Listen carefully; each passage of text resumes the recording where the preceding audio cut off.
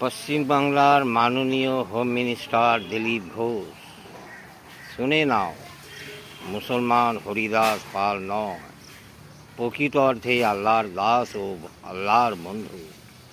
প্রকৃত অর্থে তুমি হরিদাস। তোমাকে কেমনভাবে হরিদাসে রূপান্তর করা হবে সেই মূল্যবান তজুরবা আল্লাহ পাক আমাকে দিয়েছে। নামাজ হলো পবিত্র ইবাদত, প্রকৃত ব্যায়াম।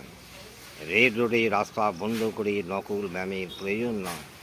তোমাকে কে বলেছে এ দেশ শুধু হিন্দুদের? জবান আছে বলে যা কিছু বলার অধিকার তোমার না। লাগাম লাগাও।